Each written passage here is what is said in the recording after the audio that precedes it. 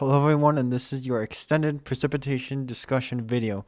And we're going to be going over, the precipitation that we're seeing today, kind of what's kind of behind why we're getting all this precipitation, and also we're just going to be going over what to expect over the next week or so, and I guess kind of a few things that we're going to be watching here as we head into, again, the next few weeks. So, currently, you see aloft, we have this very nice I guess the first thing that you might notice, we got this very nice deepening trough here over California.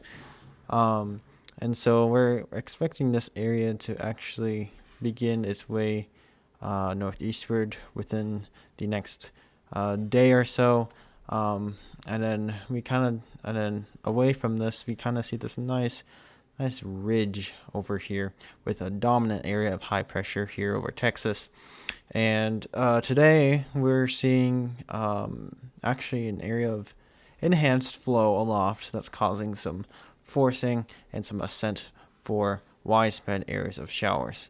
So you can see right now this is a current loop of our precipitation, just a very large widespread area of precipitation across the area has been ongoing since early this morning, and we should expect this rain to continue into this evening and even a little bit into tonight as we look into the models here already. So it is currently 4 p.m. This is the latest her update.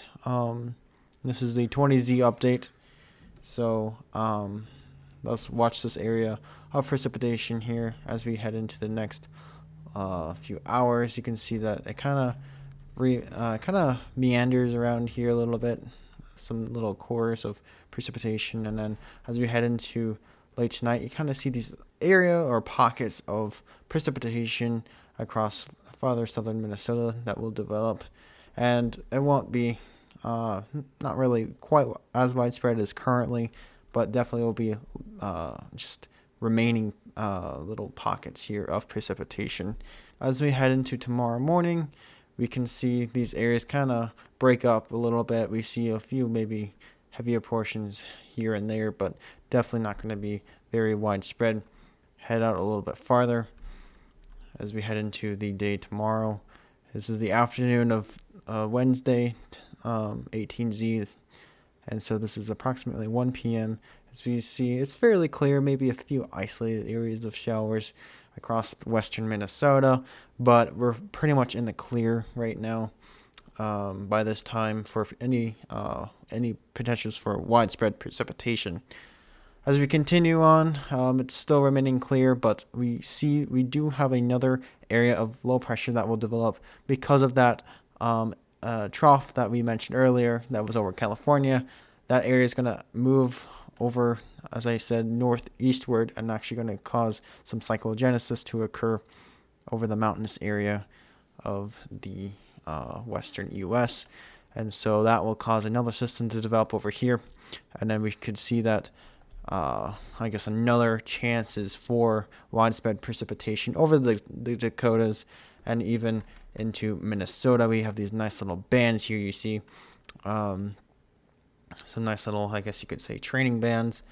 And so we could definitely see a return of precipitation. This is Thursday morning. I believe it is 6 a.m. Yes, 6 a.m. We see just this nice area of precipitation that will kind of move on. But as they develop, they're going to move out of here within a couple hours or so. And then just a continuation of just ascent will be present here as we have this pretty large area of low pressure. We kind of got a little bit cold front and you got a little bit warm front, so there's going to be a lot of kind of just precipitation in the area, a lot of mix of ongoing on and off stuff. And so yeah, we could see that Thursday afternoon. So we should expect the precipitation to kind of just continue for a while.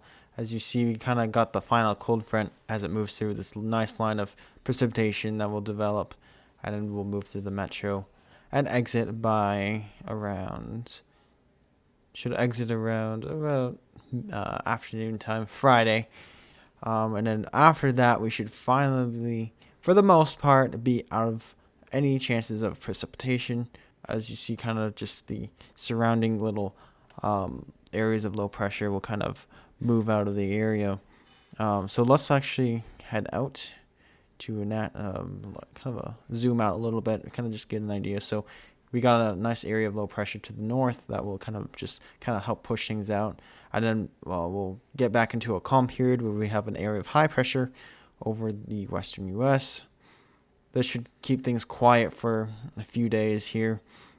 But again, we do have returns of areas of low pressure that will cause additional chances for some precipitation across northern Minnesota by around Wednesday, early Wednesday morning. Not this week, but next week. And so definitely just going to be, I guess, one system after another type of situation here that we have ongoing. So pretty active all of a sudden, I guess you could say. But this is just the transition period of our, I guess, summer into fall. So we're going to have a lot of that climatic effects with the northern jet stream. And so that's why we got these really, really well-defined looking dips here.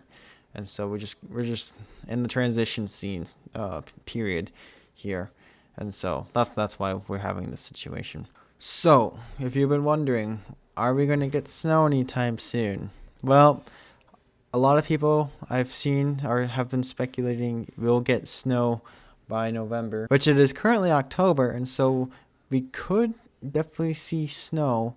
If I had to choose or to vote, I would say it would be late October into November is when we would see our chances for snow to develop. But if looking at the models, it's not yet, not yet. It's also the GFS is not the one to look at, especially when you go out very far, because it tends to meander a lot with high resolution info regarding chances for snow. But we just want to when trying to figure out things with it comes to snow forecasting, we definitely want to monitor the temps. And yeah, so it's still a little warm for any chances for snow.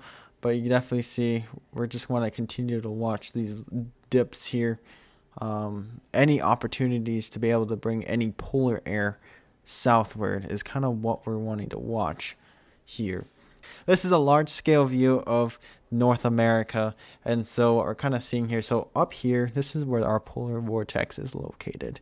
And so we'll begin to talk more about that as we head closer to the time when we get into, I guess, winter forecasting. But this is where the polar vortex is. So this is an area, essentially, just a quick definition. The polar vortex is essentially an area of very cold temperatures that sits in the polar regions here. And during the winter time, when the jet stream dips back down to the south, at least the northern jet stream dips back to the south, that's when this thing likes to take advantage of it and, I guess, send very cold spurts of cold air southward. And so we want to just continue to watch potential trends of this trying to sneak downward, and then at the same time being able to do it when we have a system come through with enough moisture. We could definitely see snow possibilities if that was the case.